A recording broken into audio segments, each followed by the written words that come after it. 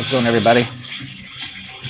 A little collection updates and stuff I've bought in the last month or two that I haven't talked about yet.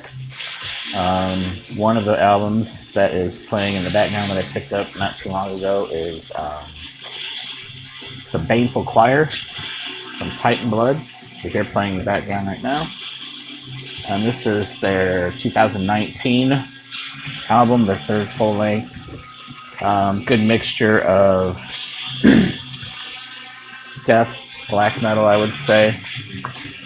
This is the inner sleeve with the vinyl. It looks like if you look really, really close, which you probably can't even tell with this camera, there's the song titles in here with some of the lyrics kind of thrown around in. This little quote here I like: "Listen in darkness at maximum volume only." I can understand why they would say that. This is just, I would say, a mix of kind of just straight up death metal and maybe incantation, if you're familiar with incantation. The album also comes with this booklet, which is basically just a bunch of crazy artwork and whatnot. Really not a lot else in here. I think there's lyrics kind of peppered throughout here, some different writings and whatnot, just some really creepy rain and bloodish artwork as far as the colors and stuff go, the reds and whites and grays. So far it's very got some doom elements in here too, but so far it's a great album, very well produced. So I highly recommend checking that out.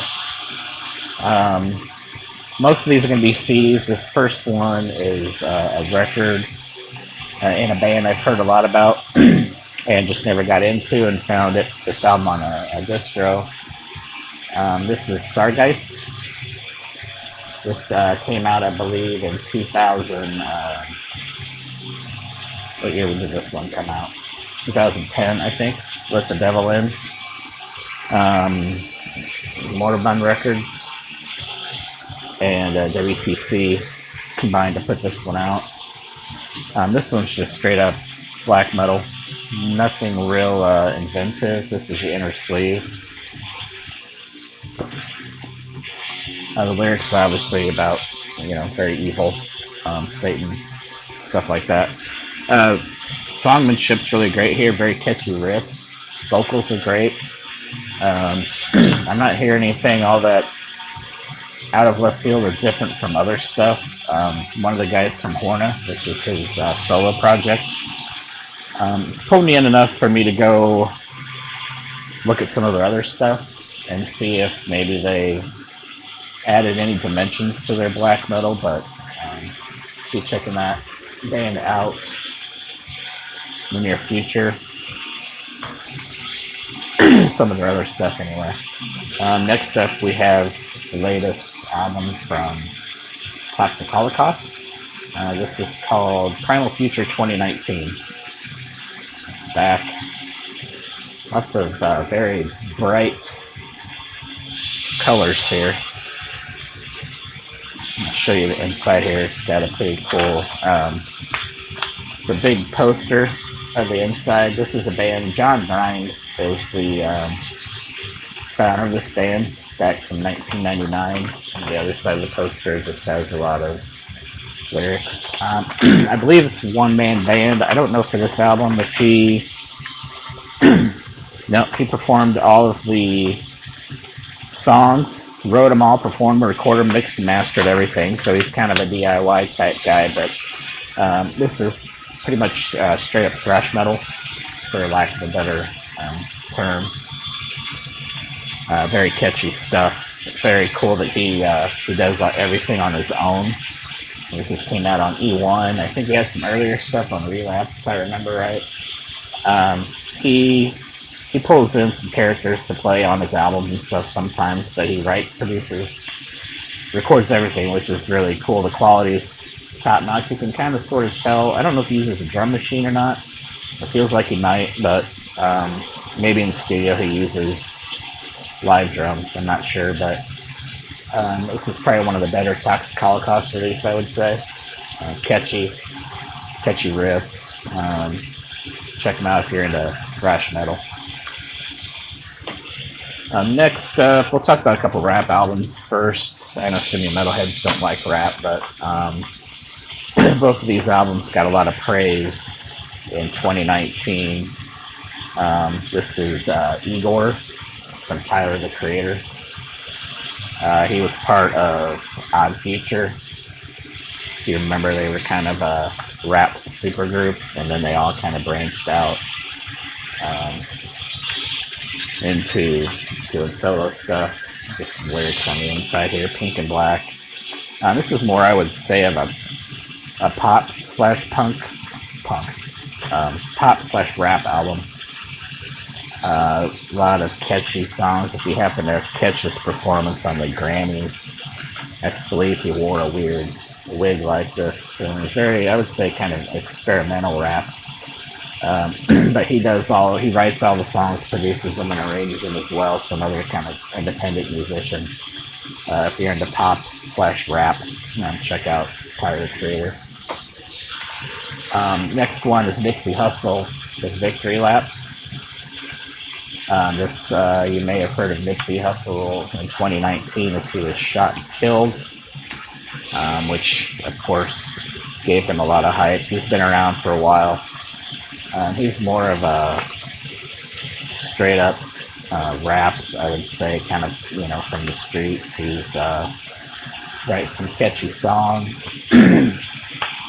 I'd say there's probably about 6 songs on here that are pretty good, and the rest of the songs are so-so. He was unfortunately doing a lot of things in the community trying to make things better, and ironically enough got shot and killed for no apparent reason that anyone knows of. But this was a great album for 2019 as far as rap goes. Next up, I got a few more here. These two, I think I already talked about one of these, but these are both from Nechochwen, I think they're called. This one is Azimuth to the Other World. To me, this is more a folky instrumental album that didn't catch me as much as some of their other stuff. The inside is more just some lyrics and pictures and crazy artwork. Good album to kind of put on in the background, but it didn't grab me as much. It wasn't as metal as I thought it was going to be. Not as heavy. But their other album, Heart of Akamon, this one's gotten repeat plays. Both albums came out, I believe, on Ben Room, Fine Room. Some really nice artwork in here. Still 2-piece band. Inside is just a lot of lyrics.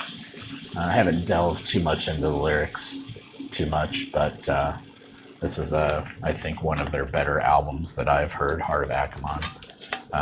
Catchy black metalish, a little bit of folk metal thrown in, but not too much. I can't remember which year this came out, but I'm a late bloomer to this band with this album's. If you like black metal with a touch of, when I say folk, it's not what you think, folk metal. Favorite song on here is probably October 6, 1813. So check out the show if you get an opportunity. The next one is Sulphur English by Inter Arma. These guys are more doing black metal and on Relapse. I would say the first 4 songs up to Howling Wind really pulled me in, kind of slow, dinny, catchy. And then the album takes a turn with the song Stillness and Observances of the Path. It gets super slow and kind of weird. It feels disjointed to me. The album, it started off really great, and then it took this, like I said, a very odd turn.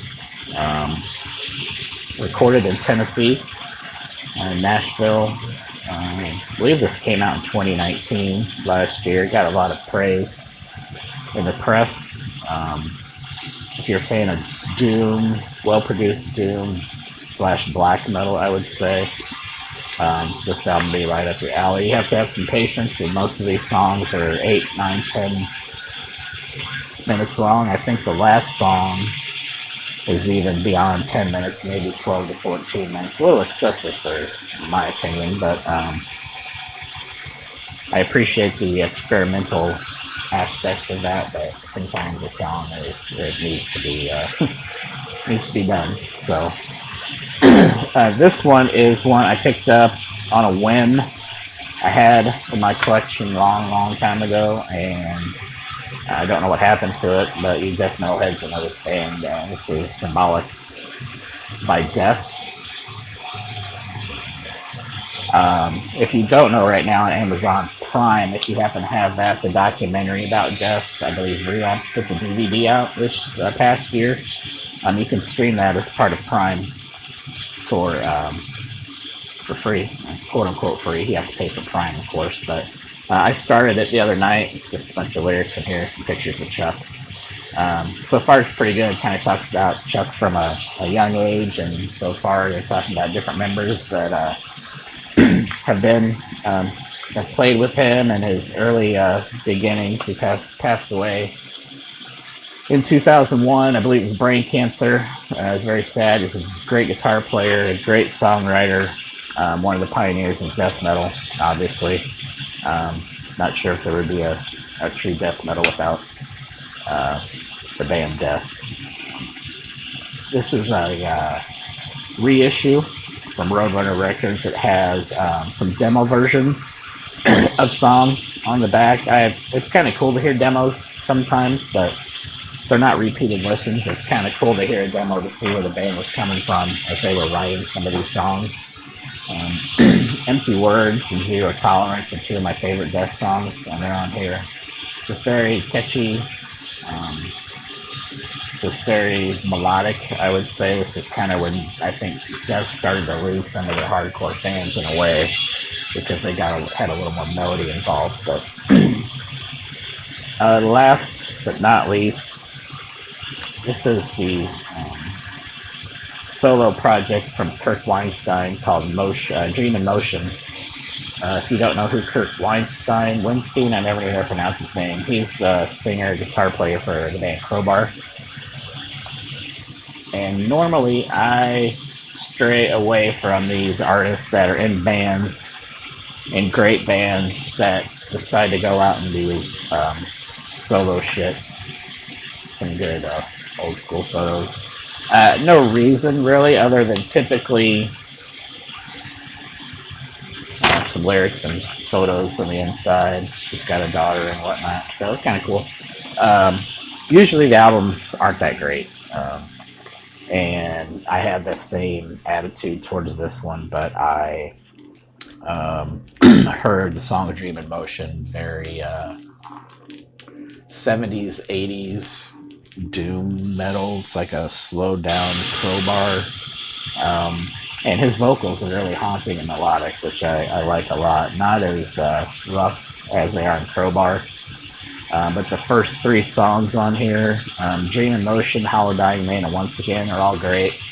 The album gets a little wishy-washy in the middle, and then at the end he does a cover of he does the song Aqualung that you all have probably heard on classic radio from time to time from Jethro Tull.